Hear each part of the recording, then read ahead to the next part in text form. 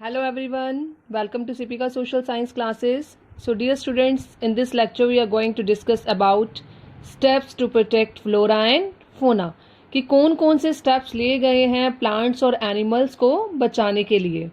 इससे previous वाले lecture में हमने पढ़ा था importance of flora and fauna. After that threat to flora and fauna. Now we are discussing about steps to protect flora and fauna, or you can say what are the steps taken by the government to protect flora and fauna, कि government ने कौन कौन से steps लिए हैं flora and फोना को बचाने के लिए.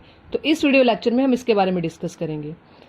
नंबर 1 पॉइंट है आपका 18 biosphere reserves have been set up in the country to protect flora and फोना.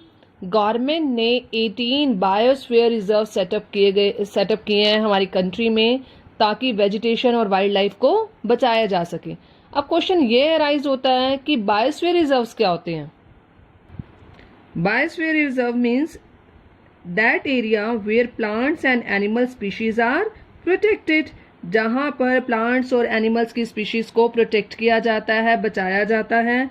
दे are created so that this natural heritage can be transmitted to future generation, कि ऐसा ना हो कुछ प्रजातियां एक्सटिंक्ट हो जाएं. तो उसके लिए गवर्नमेंट बायोस्फीयर रिजर्व्स एस्टैब्लिश करती है जहां पर इन एनिमल्स को या इस वेजिटेशन को बचाने के लिए स्टेप्स लिए जाते हैं, उनके कंजर्वेशन के लिए प्रोग्राम्स चलाए जाते हैं. ऐसे आपने सुना होगा वाइल्ड लाइफ सेंचुरीज हो गए, नेशनल पार्क हो गए. अब इन तीनों में थोड़ा सा डिफरेंस है.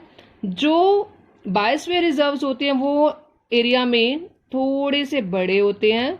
आफ्टर दैट आता है हमारा नेशनल पार्क जो इससे थोड़ा सा छोटा होता है, और वाइल्ड लाइफ सेंचुरी जो इससे छोटी होती है. इसमें हम प्लांट्स और एनिमल्स दोनों स्पीशीज को प्रोटेक्ट किया जाता है. और नेशनल पार्क भी ऐसा ही एरिया है जो मेनली आप कह सकते हैं कंट्री साइड बनाया जाता है या सी के पास बनाया जाता है, ताकि उनको ऐसा एटमॉस्फेयर मिले कि जो मैनमेड ना लगे, जो नेचुरल लगे. उसके बाद वाइल्ड लाइफ सेंचुरीज ऐसी हैं जिसमें मेनली कुछ स्पीशीज मतलब स्पीशीज ओरिएंटेड प्रोग्राम स्टार्ट किए जाते हैं, उनके लिए चीजें की जाती है. तो ये हो गया आपका थोड़ा बड़े वाला biosphere reserve. After that national park, फिर wild life sanctuaries. 10 out of ये आपकी 18 बायोस्फीयर रिजर्व्स हैं, जिसमें से 10 out of these have been included in the world's network of biosphere reserve. मतलब जो वर्ल्ड वाइड होती हैं रिजर्व्स, उसमें से जो हमारी 18 में से 10 बायोस्फीयर रिजर्व को किसमें इंक्लूड किया गया, वर्ल्ड नेटवर्क में इंक्लूड किया गया, जहां पर वर्ल्ड वाइड सारे डिसीजन लिए जाते हैं, प्रोटेक्शन प्रोग्राम्स चलाए जाते हैं. वर्ल्ड जो ऑर्गेनाइजेशन है वो इसके लिए इनिशिएट करती है. तो कौन कौन से प्रोग्राम्स है, पहले तो हम 18 प्रोग्राम्स देखते हैं. Sundarbans, gulf of Mannar, Nilgiri, Nanda Devi, Nokrek, great Nicobar, Manas, Similipal, Dihang Dibang, Dibru Saikhowa और अगस्त्य मलाई और कंचनदेजोंगा, पंचमहरी और अचनाकरमर और अमरकंटक. ये 18 हमारे बायो रिजर्व्स है. ये लर्न नहीं करने आपको, सिर्फ आपकी नॉलेज के लिए बताए गए हैं, क्योंकि पेपर में इससे कोई क्वेश्चन रिलेटेड आता नहीं है कि कितने. बस इतना याद रखना 18 है. 18 में से 10 जो है उनको वर्ल्ड नेटवर्क और बायोस्फीयर रिजर्व में इंक्लूड किया गया. और वो भी मैं 10 आपको बता देती हूँ. सुंदरबंस, गल्फ ऑफ मन्नार जहां पर मैंने टिक किए हैं, नीलगिरी, नंदा देवी, नोक्रेक, ग्रेट निकोबार, मानस, सिमलीपाल, पंचमहारी और ये वाले ये जो 10 है इनको इंक्लूड किया गया है. ठीक है स्टूडेंट्स. अब देखते हैं अपना second point, that is about financial and technical assistance is provided to many botanical gardens by the government since 1992. Means government botanical gardens means वो गार्डन होते हैं जहां पर हम प्लांट्स को ग्रो करते हैं, उनकी रिसर्च की जाती है, उनकी वेजिटेशन की देख रेख की जाती है, और रिसर्च के अकॉर्डिंग देखा जाता है प्लांट्स कैसे ग्रो कर रहे हैं, क्या क्या इनके यूजेस हैं, कैसी स्पीशीज ग्रो हो रही है. तो वो सारी रिसर्चेज भी साथ साथ चलती रहती है. और इन बोटेनिकल गार्डन को देखने के लिए लोग भी जाते हैं, क्योंकि इतने सुंदर वे में इनको डेकोरेट किया होता है, इतने सुंदर वे में ट्रीज लगाए जाते हैं. तो बोटेनिकल गार्डन्स होते हैं, और गवर्नमेंट जो होती है इन गार्डन्स को फाइनेंशियल और टेक्निकल असिस्टेंस प्रोवाइड करती है. इनको फंड्स, इन गार्डन्स को फंड्स जनरेट किए जाते हैं ताकि अच्छी तरह से अपने रिसर्च प्रोग्राम्स को चला सके. तो कहाँ कहाँ पर है ये, कच्छ, शेषाचलम, कोल्ड डेजर्ट और पन्ना. तो ये कुछ बोटेनिकल गार्डन्स हैं, और भी बहुत सारे गार्डन्स हैं. Many other eco developmental programmes have been introduce like. Eco developmental programmes मतलब स्पेशली स्पीशीज ओरिएंटेड प्रोग्राम्स, मतलब जो कुछ स्पीशीज को बचाने के लिए स्पेशली हम बोलते हैं कि ये प्रोग्राम हमने चलाया है.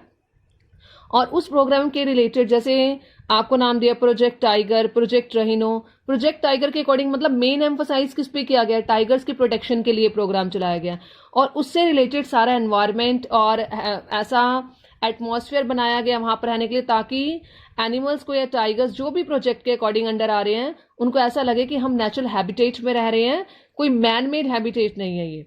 तो कौन कौन से developmental programmes, projects, project tiger, project rhino, project great Indian bustard, ये एक टाइप का वो होता है deer, Indian bustard, many other eco developmental programmes. And number 4 point है 103 national parks, 535 wild life sanctuaries and zoological gardens are set up to care of natural heritage. Means 103 national park government की तरफ से establish किए गए हैं, wild life sanctuaries बनाई गई हैं, जूलॉजिकल गार्डन बनाए गए हैं ताकि जो हमारी हेरिटेज है, जो हमारे एनिमल्स हैं और हमारे प्लांट्स हैं वो कहीं एक्सटिंक्ट ना हो जाएं, उनकी जातियां कहीं हमारी अर्थ से गायब ना हो जाएं। उसके लिए गवर्नमेंट ने इनिशिएट लिया है उसकी प्रोटेक्शन के लिए, क्योंकि आपने प्रीवियस वाले लेक्चर में देखा था थ्रेट्स पढ़े थे उसके बारे में। अब थ्रेट्स के लिए गवर्नमेंट क्या वर्क करेगी, तो गवर्नमेंट ने ये इनिशिएटिव लिए हैं हमारी वेजिटेशन को और हमारी वाइल्ड लाइफ को प्रोटेक्ट करने के लिए। We all should realise the importance of the natural ecosystem for our own survival. हम लोग जो we people are disturbing the ecosystem, हम लोग ही इकोसिस्टम को खराब कर रहे हैं by over using of natural resources, plants को एक्सप्लॉइट करके अपनी ग्रीड की वजह से।